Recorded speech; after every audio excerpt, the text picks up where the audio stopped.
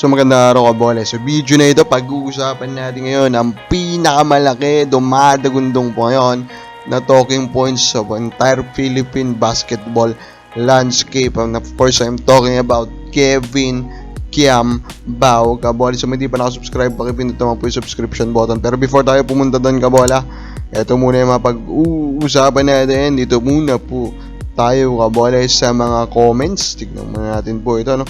Dito po sa atin pong na-post po na video regarding our prediction. Joan Jabay, sabi niya, halatang Ginebra fan po kayo, pero nagpa-shout out siya. Hindi po ako fan ng Ginebra, Kabola. I'm not even a fan of any specific PBA team right now. I just want to support po the PBA. Nagpa-shoutout ulit, Sir Ronald Berbusidad, our number one shout out guy. Then of course, pag-usapan natin, Kabola, ito nasabi po nitong si Coach Tim ko, nang tingin niya daw dito sa team po ngayon ng San Miguel Beermen, parang that line-up improve. Ganun, dahil nga si Boatwright, Kabola, no? Pero in a way, malayo na to sa death lineup. Yes, tatlo pa rin doon sa death lineup yun nandyan, pero iba pa rin pag Santos yan at saka Camagno in a way. Of course, import tong isa, so parang ang pangit na i-compare ko sila sa isang all-local na lineup, Kabola. Now, of course, the biggest talking point in Philippine basketball landscape is wala na pong iba kundi nung nag-post po si Snow Badwa na may interest nga po ang New York Knicks, Kabola, dito po kay Kevin Kiambao, Kabola. So talagang dumadagundong ngayon itong pangalan po ni Kevin Kiambao. Bakit nga ba hindi, Kabola? Kevin Kiambao right now, Kabola, is the top player ng strong group na naglalaro po sa Dubai. A strong group team, Kabola, with multiple NBA stars, Kabola. Former, okay? Sina Dwight Howard, Kabola, sina Blatch, diba? So, they have a lot of these NBA veterans. They even have other young stars, Kabola. Pero talagang nangingibabaw itong si Kevin Kiambao. Currently, he is their top scorer. He has shown that he can be a sniper. His passing is legit. It's top-notch, Kabola. Mapapaisip ka na lang. Of course, Coach Charles Chu po yung coach nila, no? Hindi niya to sadya. Anyway, hindi niya to sinasadya, no?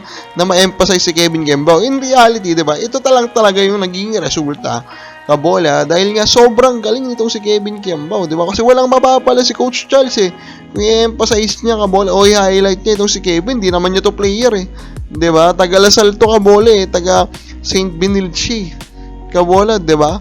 NCAA siya, UAAP itong si Kevin, diba? And, diba, kahit pa sabihin mo, may connection sila.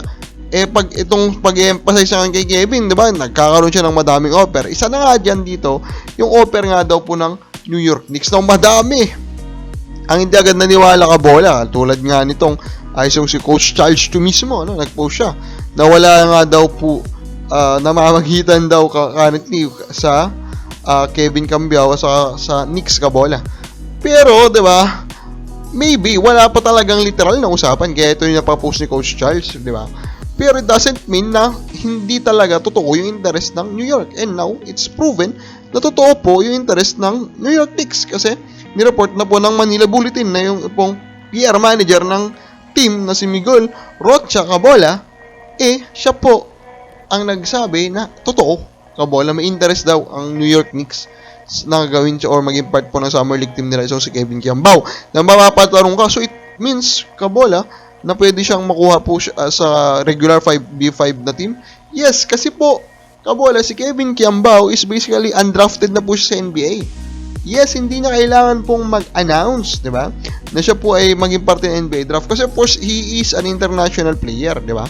International player siya, Kabola. And under NBA rules, kapag magta-22 ka na dun sa year na yon, basically, yun ay magiging draft year mo, Kabola. Kaya naman itong si Kevin Kiambao, actually, 2023, yung kanyang draft year. So, itong si KQ, Kabola, kung gusto po maging maganda yung performance at matuloy na maglaro po sa Summer League, actually, pwede na po siyang isign, Kabola, dito sa New York Knicks, diba? So, let us hope for the best, Kabola. Though I believe na kaya pong makapasok po sa NBA ni KQ, doesn't matter for me. I want to support the guy, diba? I want to support his adventure, Kabola, papunta sa NBA. Kasi may clear na path na may na-open na po na path. Let us support the guy. Diba? Wag tayong maging isang alimango, diba? I actually think that he has a chance kasi he's very skilled. And I do believe that skill now is the name of the game. Hindi na po athleticism. Dati athleticism. Pero ngayon, I think it's skill now and he is very skilled. And I am hoping that he can reach the NBA. Kung baka balo sa palagay mo, marireach ka ni Kevin NBA, comment lang po sa baba.